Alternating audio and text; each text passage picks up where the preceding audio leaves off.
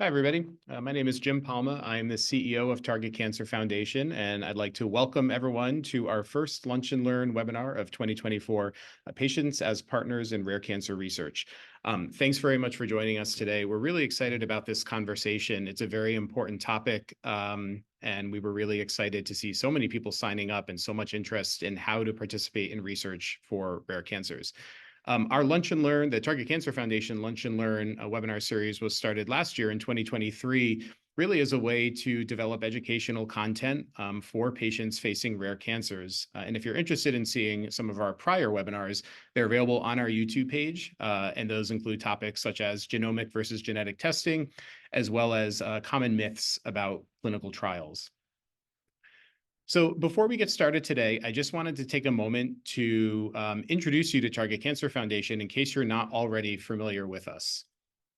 And I'm just pulling up some slides here.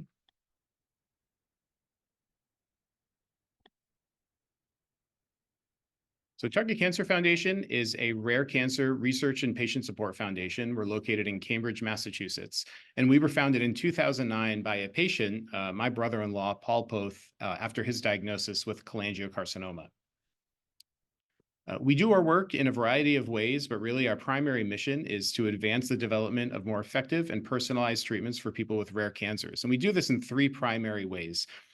First, by driving research, and one very important way we do that is the TRACK study, which I'll be talking about shortly.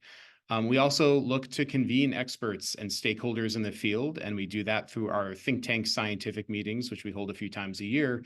And then, of course, empowering the community of patients and caregivers by developing educational resources, much like the webinar that you're watching right now. Really, at the end of the day, what we're trying to do is build bridges across the rare cancer community. There's many, many stakeholders in this community, and we feel that we can play a key role in bringing everybody together. And that might be people with rare cancers, researchers studying rare cancers, the companies who are developing drugs, advocacy organizations like TargetCancer Foundation and the others on the webinar today, doctors who are treating patients, and regulators who are ultimately approving the drugs that we are trying to help get developed. So we try very hard to find different and creative and innovative ways to bring all of these stakeholders together to really accelerate progress and get treatments to patients as quickly as possible. Finally, we have a vision that everybody diagnosed with a rare cancer will have effective treatments and a chance to live. And pictured here is my brother-in-law, Paul, the founder of TargetCancer Foundation. And really the mission that he started while being treated with a rare cancer is the one that we continue today. So without further ado, to get started, and we're very, very fortunate today to have some great panelists with us. And we're going to basically go one by one and talk about different studies that our respective organizations are running in rare cancers. And then at the end, we'll take some time to have a discussion about those studies and also take questions. So please feel free to submit questions as we go along, and we'll try to get to as many as possible at the end of the webinar. So today we're joined by Diane Diehl from the Count Me In initiative at the Broad Institute, Abby Sandler from the MyPart initiative, and she's from the Pediatric Oncology Branch at the Center for Cancer Research at the NCI, and Barbara Van Hare from Pattern.org, which is a project of the Rare Cancer Research Foundation. And just on a personal note, I'm so happy to have this group together. I've worked with everybody here, and I've worked with these organizations for many, many years. They've all been amazing partners for TargetCancer Foundation. And we really do work together to support each other's projects, to help people understand the differences between them, and to really work together in the hope that by creating a better forum for getting to these projects, that people will participate more easily and really have a good understanding of them. So I'm very grateful to all of our panelists today for taking the time to be with us and talk about their projects. And I'm going to turn it over to Diane Diehl to get started. Thank you very much, Jim. It's a pleasure to be here today on behalf of the Count Me In organization. Let me just share my screen.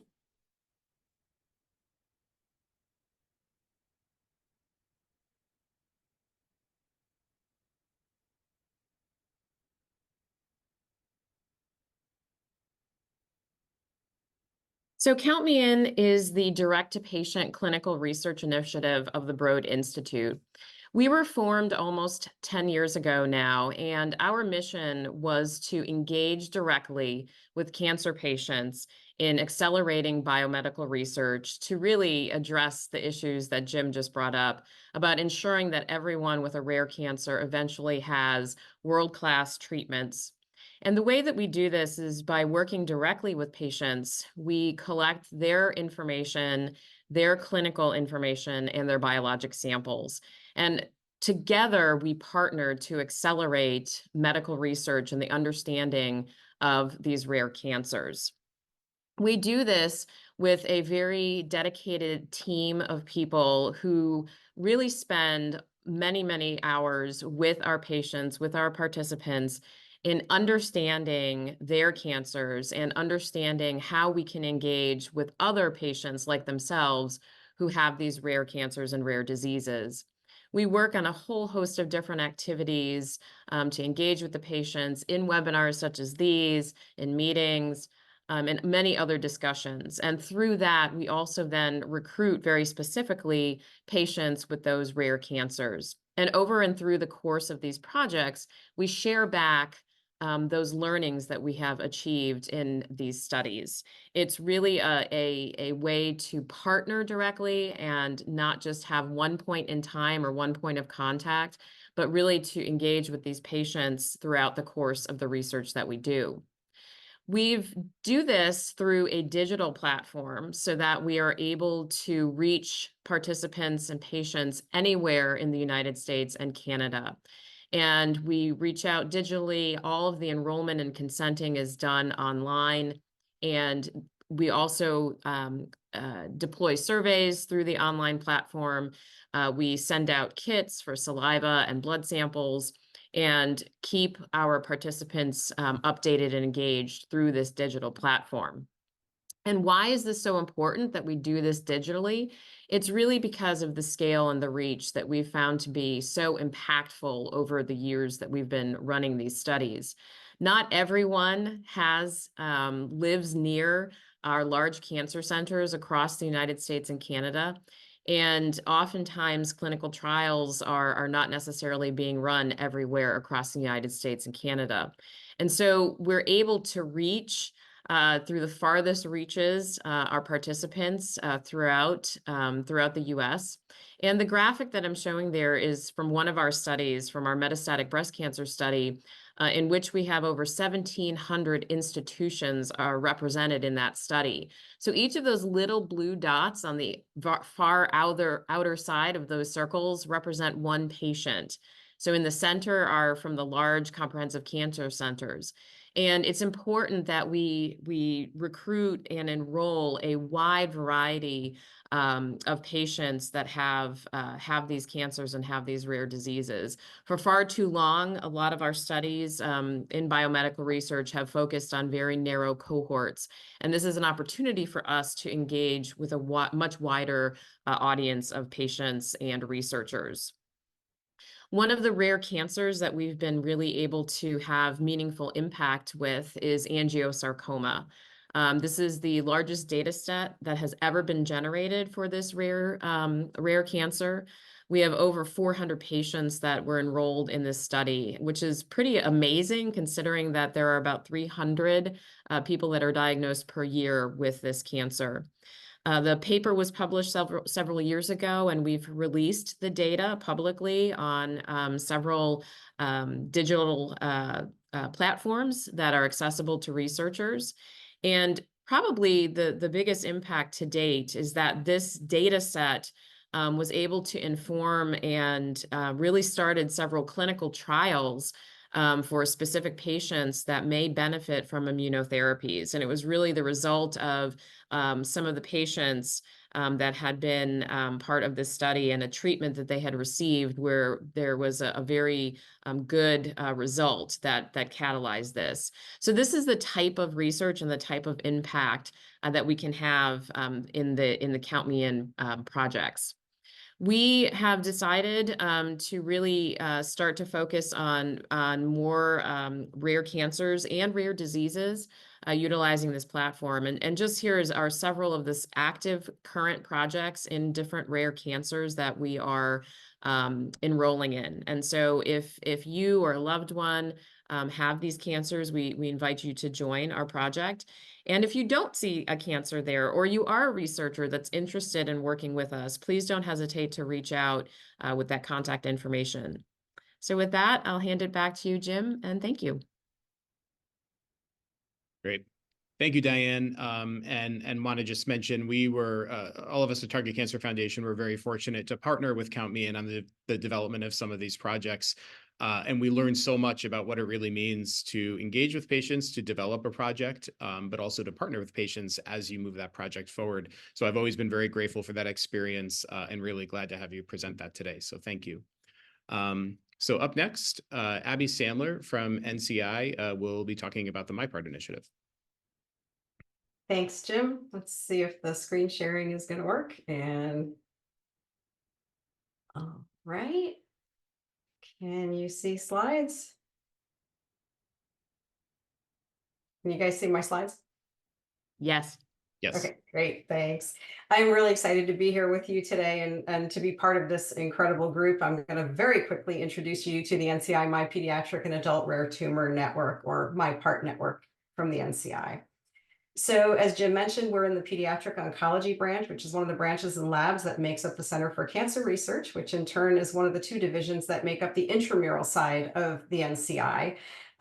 So we do not fund grants. We're the in-house research arm for research that's conducted in Bethesda and Frederick, and of course at the NIH Clinical Center, which is the world's largest research hospital. So MyPart is a moonshot funded effort, and our mission is to increase patient and family involvement in rare tumor research. Our ultimate goal is to develop therapies for pediatric and adult rare solid tumors, and we want to do that through an increased understanding of tumor biology and natural history.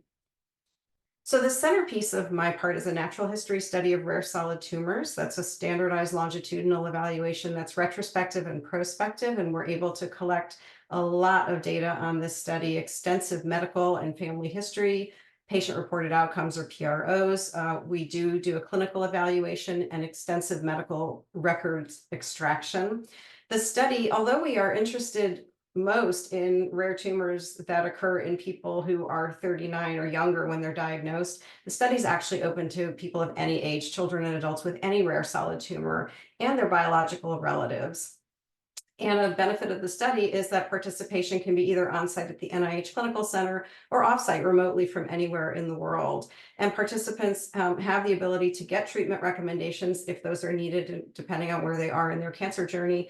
And they're also evaluated for whether they're eligible for any ongoing active clinical trials, not just the ones happening at the NIH Clinical Center, but anywhere.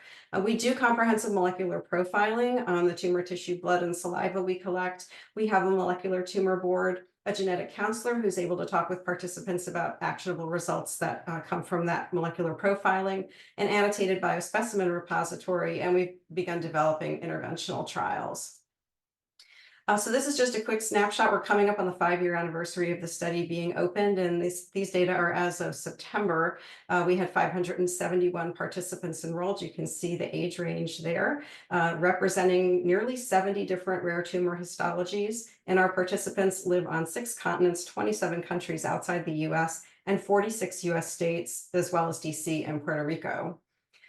This is a breakdown of the cohorts we've assembled so far. And so what you can see on the slide is we've assembled pretty large cohorts for chordoma, for so-called wild type or SDH deficient gastrointestinal stromal tumor, neuroendocrine tumor, adrenocortical carcinoma, medullary thyroid cancer. We've got some smaller cohorts of other tumors, and you can also see we have a lot of histologies for which at this point we only have 1 or 2 participants enrolled on the trial. One of the other things that we do with MyPart that I think is unique is hold specialty clinics at the NIH Clinical Center, where we will bring 10 to 15 patients with the same select rare tumor from all over the country, bring in experts in that rare tumor from all over the country. Everybody comes to the clinical center, and over the course of about 2 days, the patients have an opportunity to meet with all these disease experts. They get to confer with each other. They get to see a number of patients with the same rare tumor. Advocacy is a huge part of this effort, and everybody coming together, it is a great way for us to gather really detailed clinical and biospecimen data, patient-reported outcomes, hold focus groups, and the patients not only get the benefit of getting that expert opinion from the experts from all over the country, they get to meet, often for the first time, other patients and families who are dealing with the same rare tumor diagnosis. And again, that's very powerful. So this is something we've been developing. The photos on this slide are from our first chordoma clinic, our first pediatric chordoma clinic. And that's a clinic we have repeated several times since. And it is a good way to introduce what I think is it's been a very successful effort for us, our partnership working with Chordoma and the Chordoma Foundation, and showing how you can drive progress in a very rare tumor with all the stakeholders working together. As outlined briefly on this slide, what started as an interest group of folks within the intramural research program led to a national workshop with leaders in chordoma research and advocacy to come together. The Chordoma Foundation became one of MyPart's first advocacy partners when we first got off the ground, and then started working with us to develop a sub-protocol of our natural history study that's a little bit more specific for those facing chordoma. That led to the first chordoma clinic that I just showed you the photos of, that again, we could not have done without the input from the Chordoma Foundation regarding, the experts to include the patients who would benefit most from getting that expert clinical opinion. And the collaboration has just strengthened and grown over time, as shown on the slide, to the point now where we are successfully competing for outside grant applications to drive chordoma research and starting interventional trials for chordoma patients. I mentioned that the Chordoma Foundation is an advocacy partner of MyPart. We currently have 32 partnerships with various rare cancer and rare tumor advocacy organizations. And what this does is it just really allows for us, it makes it a little easier to establish a two-way flow of information that we feel is so critical in order to drive rare cancer research forward. And this is something I hope we're going to talk about more in the discussion. But for now, I just want to end with an acknowledgement of everybody who's part of this team, and especially the patients, caregivers, family members, and advocates who've been involved in this effort. Thanks so much. Thank you, Abby. And as you saw on the last slide, TargetCancer Foundation is very proud to be an advocacy partner on MyPart. And I know that there's a lot of advocacy organizations who are listening in today, and I would really highly encourage any of you, if you're not already connected to this project, to reach out to Abby and her team, and we'll be sharing contact information at the end to become an advocacy partner. It's a great way to get connected, both with a major project like this one, but also with all of these other groups who are participating in this. So thanks again, Abby. And next, we'll turn it over to Barbara Van Hare from the Rare Cancer Research Foundation. Hello, everyone. Can you see my screen?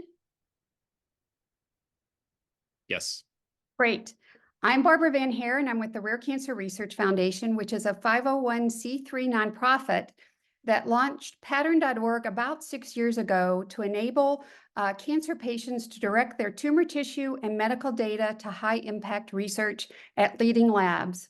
We as an organization were founded by a rare cancer patient that was frustrated that there had been lack of progress, not only in his disease, which happened to be ocular melanoma, but with all the other 400 plus rare cancers that had similar fates, where due to a lack of infrastructure for things to get tissue to researchers, sharing of tissue, et cetera, he created us to help solve those infrastructure problems and create the tools that across different organizations, research labs, and the entire rare cancer ecosystem, we could help to move progress along a lot more quickly.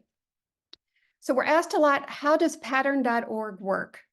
So the way it works is patients learn about research studies for their particular rare cancer. They go to Pattern.org, they're matched to a study that are in need of fresh tissue. And that's an important distinction from some of the other studies you've heard about or will be hearing about, in that currently we are really focused on fresh tissue coming from surgery, also known as resections, as well as fluid drains. And patients that are having upcoming surgeries and want to donate tissue to research can go to Pattern.org and consent online. Once a patient consents, then we coordinate with that patient's medical institution to transfer the tissue and data to the appropriate research lab. So I must point out that our advocacy partners play a critical role. This is just a few of the ones that we work with, as they are critical to help inform patients about the opportunity to work through pattern.org. We're also asked often about how does Pattern work with the research partners? So basically, Pattern is set up to handle the patient consent and tissue donation. So as I mentioned, once the patient consents, we work with the particular hospital where the patient's being seen to collect their tissue. We do collect that tissue and send then the clinical records de-identified, as well as the tissue to the research lab. And then the real work starts once the tissue reaches the lab, where the various studies we're working with are developing models, doing genomics on that tissue.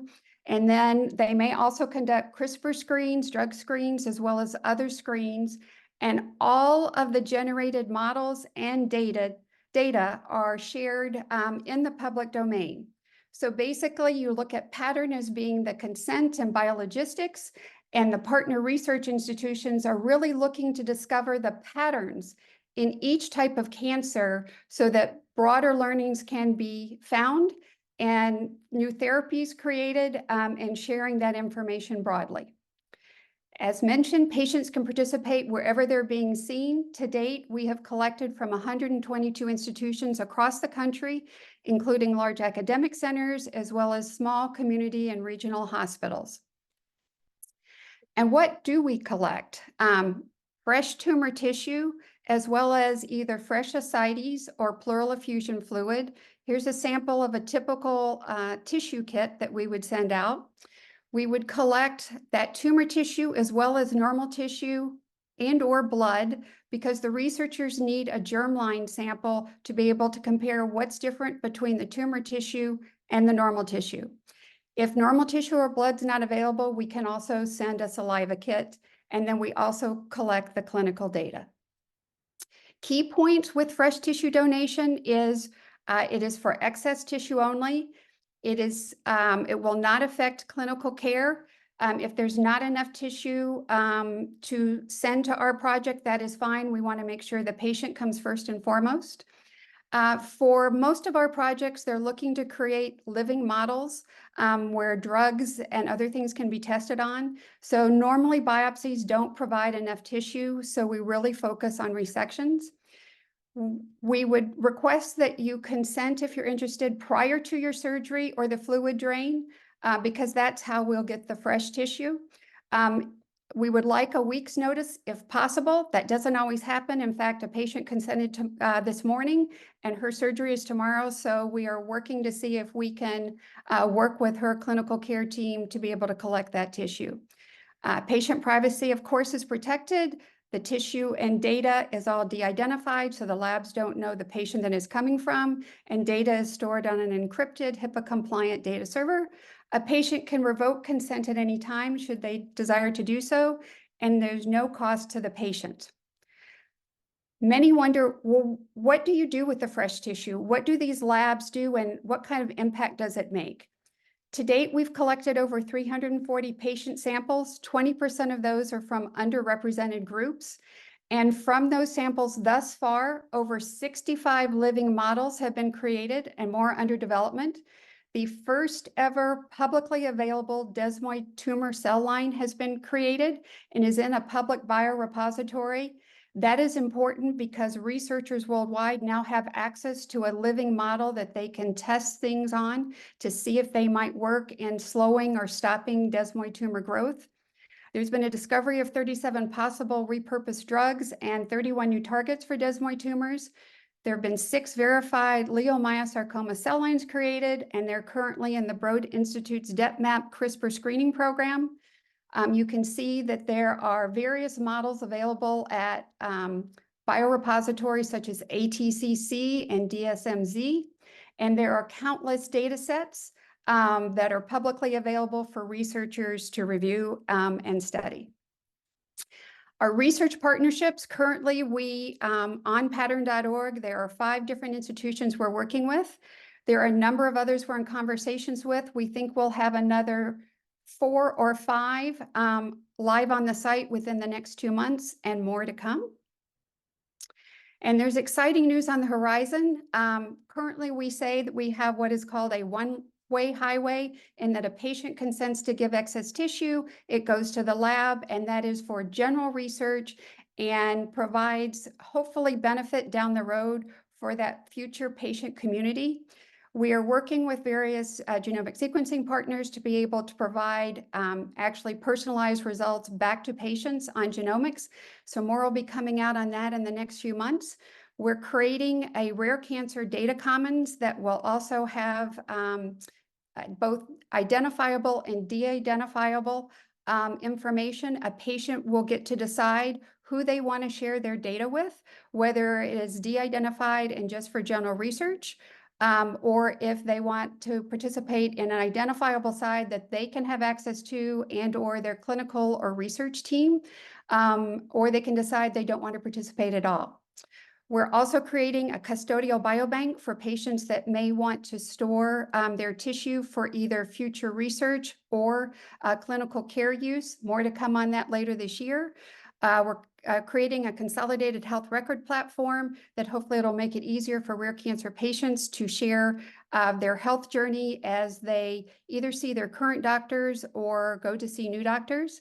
We'll be working with our advocacy partners as well as our research partners on doing rare cancer specific resources and information platform that will help provide patients as well as researchers information on where they can go if they're diagnosed or want to study or are looking for the latest information on that particular disease. We're going to relaunch pattern.org later this year to be more patient-centric and interactive. And we've also been asked by a number of groups to start collecting stored tissue for various research projects that they have in mind. So we hope to be able to share information about that in the very near future. If you're interested in engaging with us, we have two websites, pattern.org, which is actually it's the patient engagement platform of the organization where you can consent to donate tissue, and we'll have other opportunities in the future. Rarecancer.org tells more about the Rare Cancer Research Foundation. And to reach out to us, please email info@pattern.org, or you could also use info@rarecancer.org. Thanks very much. Great. Thank you, Barbara. We've been very fortunate to work with RCRF now, I think for the better part of a decade, if not longer. And, one of the things I want to point out is that often advocacy foundations, in trying to drive research forward in their particular rare cancer, take on a lot of the work that Barbara just described themselves. And that can be very time consuming and very expensive. But the really amazing resource that RCRF has built through pattern.org is really a way for any foundation and also any patient individually to leverage what they've built so that you can really leapfrog the process of developing your own cell lines or developing these very, very difficult biologistics and leverage the platform that they've put together. So like all the studies here, I would highly encourage anyone to connect with them to see how you can get involved. So I'm going to talk for a few minutes now about our study at Target Cancer Foundation, which is called TCF-001 TRACK. And just by way of background, for many years, our foundation really focused on funding basic research into rare cancers, things like I was just talking about cell lines and other tools. But as time went on and as we worked more and more directly with patients and started to really understand the challenges that seemed so consistent among all rare cancers, despite whatever type of rare cancer somebody might have, patients were facing the same challenges. And as we thought about different ways that we could alleviate those challenges, we thought that the framework of a clinical trial was the most effective way to do so. So that led to the development of TRACK, which is a prospective clinical trial that's enrolling 400 patients with rare cancers and cancer of unknown primary. And for the purposes of defining rare cancers in this study, we use the incidence of 6 per 100,000, which is give or take about 20,000 cases per year. So that really does include many, many, many different types of rare cancers. And there is a list of those rare cancers on our website for anybody who was interested in that. So like I said, TRACK really attempts to alleviate various challenges that patients face. So tries to really deliver impact to patients, but in parallel also generate critical research data for cancers that otherwise don't get a lot of attention. So essentially, TRACK is a fully remote and decentralized study, meaning that people who are interested in participating don't need to travel to a particular center to do so. They can fully consent and enroll from their homes using an online platform. And enrollment is fully patient-driven. This is not something that a patient's physician would do on their behalf. Patients start the process themselves, and I'll talk a bit more about that in a moment. One of the other challenges that we know that patients are facing is access to biomarker testing. And biomarker testing has many names, as you can see here. Comprehensive genomic profiling is one name, genomic profiling, genomic testing, many names for essentially the same thing, but it's testing tissue or blood to identify the mutations and alterations that are driving a particular patient's cancer. So this testing is sometimes covered by insurance. It sometimes isn't. Many patients pay out of pocket. So what we were able to do was fortunately partner with Foundation Medicine, which is a testing company, to provide testing for this study at no cost for patients. So patients enrolled in TRACK receive Foundation Medicine testing of their tissue and blood. And then what we do is we convene a virtual molecular tumor board, which is a group of experts across various disciplines who look at the results of this testing as well as patient medical records, and then provide treatment recommendations back to the patient and their treating physician. And these are recommendations that are really based on the genomic testing. So typically for targeted treatments or immunotherapy. So at the same time, what we're trying to do is really generate research data to help us better understand these rare cancers. So part of that is that we keep in touch with patients for about a year after the initial steps in the study. And during that time, we may repeat the Foundation Medicine blood testing 1 or 2 or even more times, depending on different events in a patient's care. And of course, we're developing a lot of genomic data in otherwise understudied rare cancers that we want to contribute to the community when this study is over. So how does TRACK work? Basically, patients start the process. So a patient might learn about TRACK in any number of ways, but when they do, they will reach out to us and have an introductory phone call with a member of our team to talk about the study, talk about eligibility, and then have the option to fully consent online, as I mentioned earlier, without any need to travel. At that point, once a patient is consented and enrolls in the study, a lot of work begins behind the scenes on our side. And basically what we do is we work with a patient's treating institution to secure a tissue sample that we send to Foundation Medicine for testing. And then we also send a mobile phlebotomist directly to patients' homes to do a blood draw, which is also then sent to Foundation Medicine for testing. The blood draws were actually added, or the mobile phlebotomy blood draws were added later after the study was initially launched. While we thought that blood draws really wouldn't present a challenge for patients, it turned out it really did, and it was only magnified during COVID. So we added mobile phlebotomy, which has really made that process much easier. At that point, when the Foundation Medicine reports are returned and we've collected and extracted medical history, we then present patients to our virtual molecular tumor board, which meets every week on Thursdays. And this is a group of about 11 people who have expertise in rare cancers from different disciplines. And they get together on this call and they evaluate and discuss each patient. And from that discussion comes a detailed report with treatment recommendations, rationale for those recommendations, as well as references to back them up. And this report is sent directly to the patient and their treating physician. At that point, there's no requirement to accept the recommendations. It's really up to the patient and their doctor at that point, should they choose to use them. One thing I would mention is we also have a medical acquisition specialist on our team, and that person's role is to assist patients in securing any of the treatments that we recommend by working with insurance companies as well as drug companies to make sure that those drugs can actually be available. And then finally, there's a lot of ongoing engagement. So over the course of the year that follows, we keep in touch. We check in from time to time. And depending on various events in patient's care, and this could be something like a partial remission, the initiation of a new therapy, or progression of cancer, we'll repeat the Foundation blood testing. And when that report comes back, we'll re-present it to the molecular tumor board. And if there's anything new in that test that would suggest new treatments might be practical, we'll deliver a new report and make new recommendations on that. This is just a quick look at our virtual molecular tumor board to give you a sense of who is on that. And as you can see, it's an amazingly complex meeting, but at the end of the day, it's just a regular Zoom meeting where all of these amazing people get together and share their expertise with each other and create that report with treatment recommendations that goes back to patients and doctors. So far, TRACK has enrolled about 162 patients from 41 states, and that represents over 40 different types of rare cancers.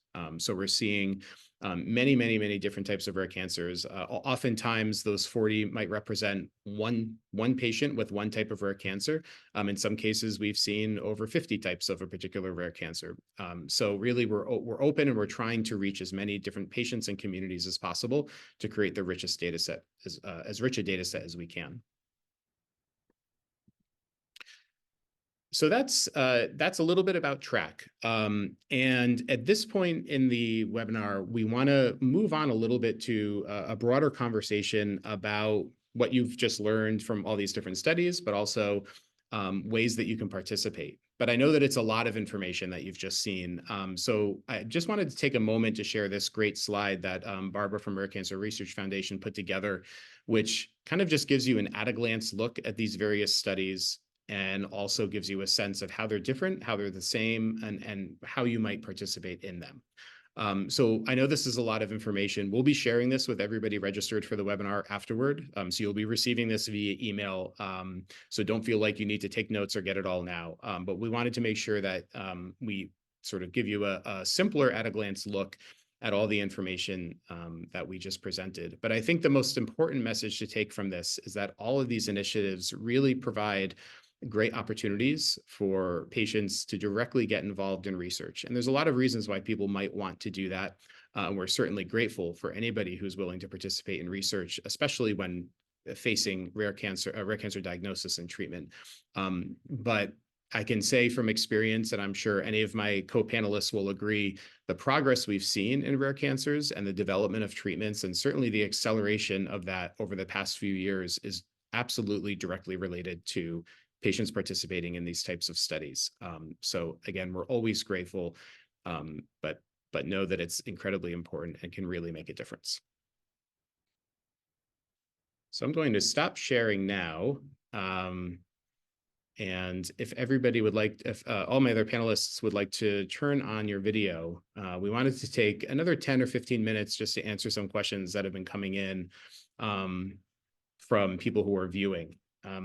And I think, one question that I wanted to ask to start is really about this idea of patient-driven studies. And I think, when patients are faced with a diagnosis, they may be given a lot of different options and a lot of different things to think about by their doctor. And a lot of that care and a lot of that decision-making is really driven by a physician.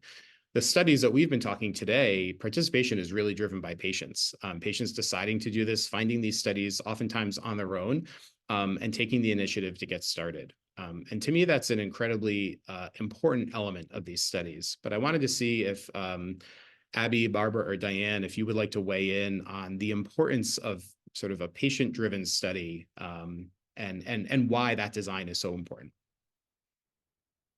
I'm glad to start. We've been told by several of the researchers that we have worked with that it is only because patients contributed through pattern, because when it's a rare cancer, that means there aren't many patients. And so even a large academic center may not see any number of patients with any given disease. And so researchers haven't had access to tissue for rare cancers, number one, because there aren't a lot of patients. Number two, the patients are dispersed. And so by a number of the programs, all the programs basically that are on this webinar, patients can engage from wherever they are. And those tissues, those results help further the research, help jumpstart the research, and in fact, have created a method so that folks that never thought about studying rare cancers are now able to do that because they have access to that tissue that gives them something to look at. And quite frankly, they're very excited about the opportunities that lie ahead. Great. Thanks, Barbara. Abby or Diane, anything to add there? I think really the diversity of patients that we're able to connect with because of now the explosion of digital technologies, and really ensuring that we have, enough representation from these rare cancers is so critical. And I think, the patients themselves, they understand better than anybody else, what that cancer is like, what they're going through, and the information, all of that patient reported information is so critical in, not only understanding the disease, but really advocating for themselves and for others like themselves, and really engaging with other patients like themselves and encouraging them to also participate in research studies is just so important. And I think that's what you see in all of the work that we're doing. It's critical to get that voice. Absolutely. Yeah, I would just add the participation is so critical. I think Barbara did a great job of summarizing a lot of the challenges involved in trying to do research on a rare cancer. And there's so many for which we don't even have a good standard of care. And the only way we get there is getting these data and getting these materials, these biospecimens. And so, participation, regardless of how you do it, can really help move progress forward. And how you participate may depend on where you are in that cancer journey, right? Pattern.org, they're focused on fresh tissue. That's so critical. There's certain assays we can't do with the fixed tissue that, is generally what we collect on our study. So these are all important pieces of the whole puzzle, and we need all of these data in order to make progress. Yep. Great points. I completely agree. So, today we talked about 4 different opportunities to participate in research for rare cancers. And one thing we hear from a lot of patients is there's a lot of options out there. And certainly the 4 that we talked about today are not the only options. So often we're asked, what should I be thinking about? What should I consider when considering which study to join? And there's a lot of different answers to this. And again, I hope everyone can weigh in. But if I was starting, I would really say that one thing that's important is to consider the difference between a clinical trial that's testing a drug and participating in research, really in the types of studies that we're talking about here today. And clinical trials offer a very, very important opportunity for treatment for patients with rare cancers. But that type of participation in research is different than the research we're talking about, where our studies are not testing drugs.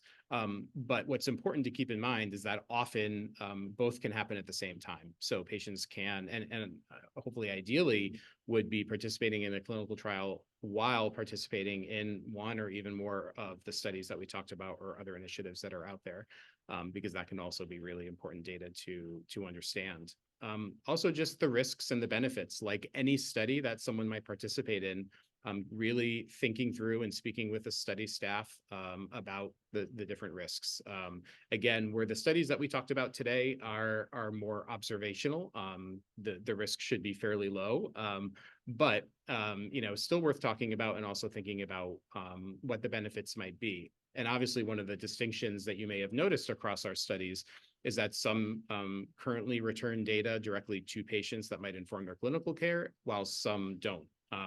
And again, that's something to consider, especially if tissue is limited. How you might want to participate or where you might want to focus your efforts might depend on that.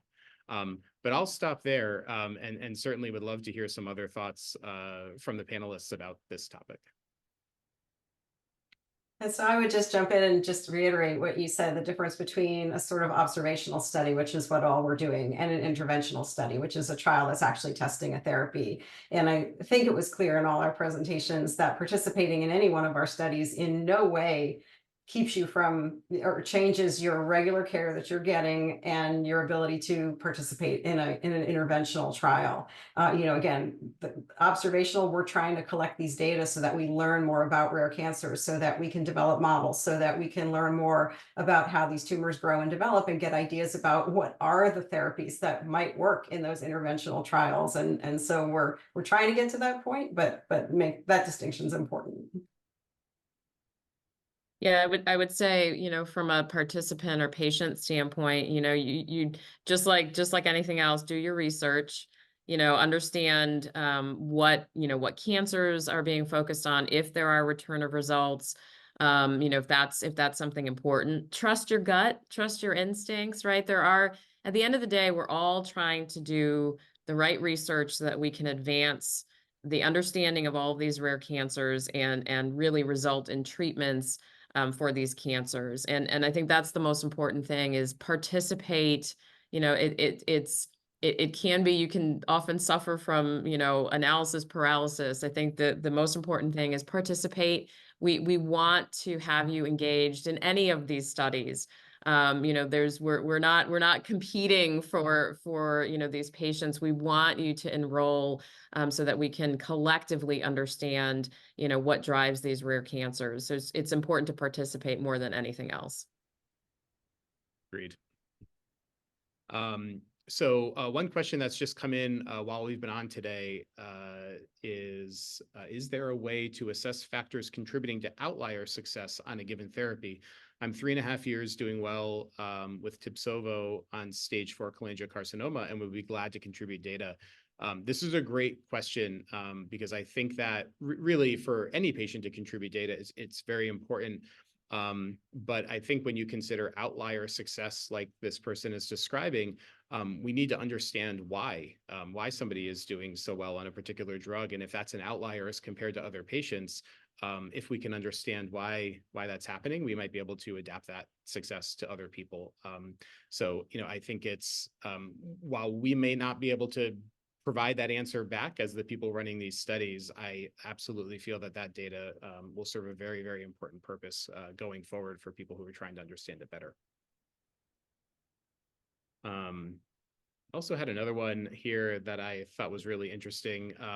Why do we so seldom see investigations into microbiome health as a contributing factor in patient health? And I'm sure I'll let everyone speak to this. I'm sure any of us would say that we're very interested in this and maybe have even thought about ways to adapt it into our own studies. But oftentimes it's just a matter of resources. And I think that microbiome health is really an emerging place of research and interest. So I completely agree, and I hope it's something that we see more of. But can anyone else speak to that in your own experience? I can jump in here. One of the projects that we're running right now is colorectal cancer, early onset colorectal cancer. And part of the request is to collect stool samples as well as saliva samples. And we are investigating how we can do some of the microbiome research, because we know it's so critical, especially for a cancer like colorectal cancer. It is challenging to obtain those samples. And I think also routine microbiome testing is not necessarily as advanced as the pure genomic testing, but it is evolving. And I think it's a really great point. And as we start to evolve the different types of analyses that we're doing, microbiome is one, but also proteomics, metabolomics. There are many, many other types of testing, and because we are doing research and it's not necessarily driven by insurance, these are opportunities as we look at how we fund and expand the studies. These are definitely areas, different assays that we're looking at. Great. Thank you, Diane. There's another question that came in specifically directed to Barbara, but I think this could really apply for all of us. So it says, I'm curious about the participant-directed biobank access program. What led to this decision, and were patients worried about misuse of their specimens and data? So, obviously, Barbara, I'm sure you can speak to this both specifically for your initiative, but also broadly.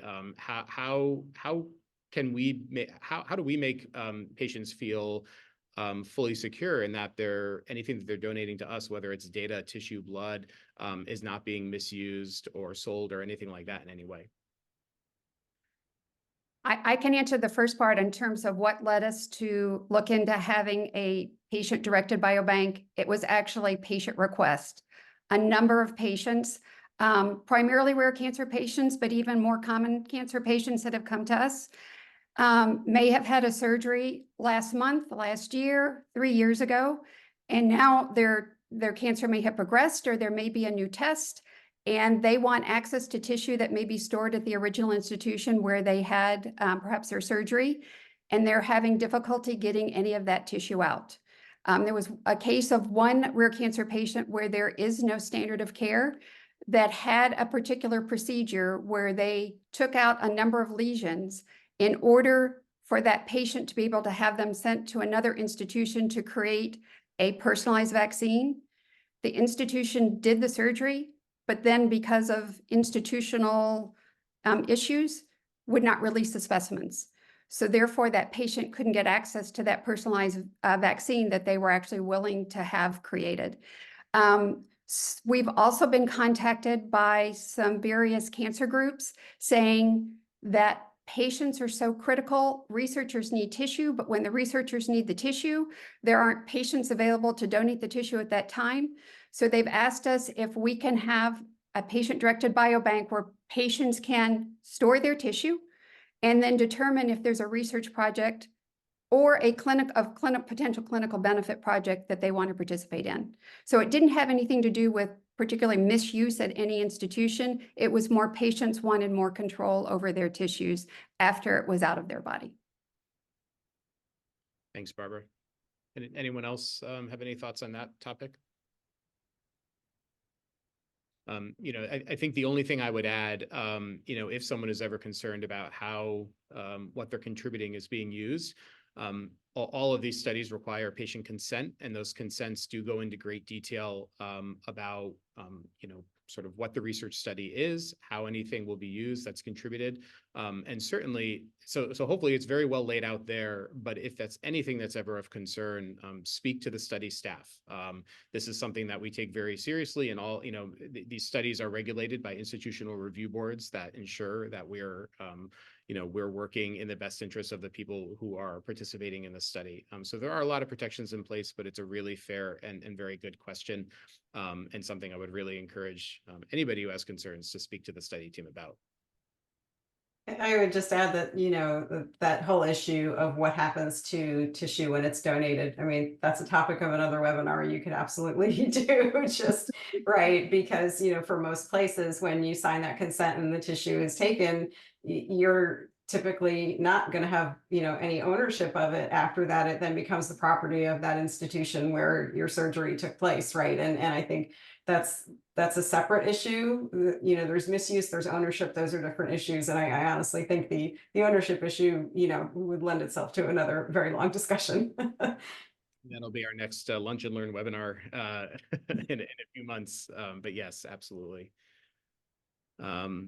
So there was one specific question about TRAC. A number of patients do not have enough tumor sample to contribute to the TRAC study. Does TRAC still require tumor material, or can they be engaged with a blood draw to start? And unfortunately, our inclusion criteria for TRAC does require that there's tissue available that's been taken within the last 18 months.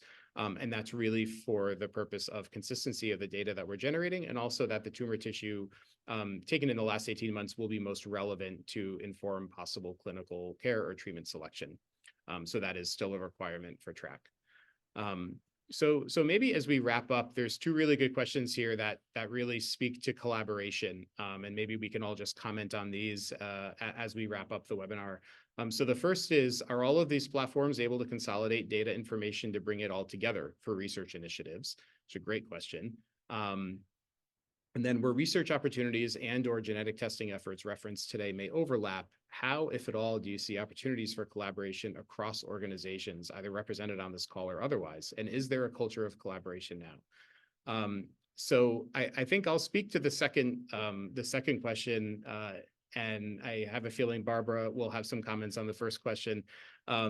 But I certainly hope that by bringing everybody together today and having this webinar, you have a sense of the spirit of collaboration that already exists, certainly between these organizations, but really across the rare cancer community as a whole.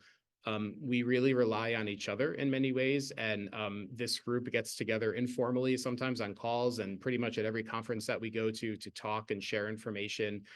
share best practices and how we do this work to really help each other. And we also, if a patient, for example, came to the TRACK study and didn't have tissue and as a result wasn't eligible for that study, I would certainly recommend that they speak with Barbara about Pattern, or Abby about MyPart, and Diane about Count Me In. And we all help each other out in that way as well. So really, collaboration is the only way forward, in my opinion. Certainly this webinar is one example, but it extends beyond that as well.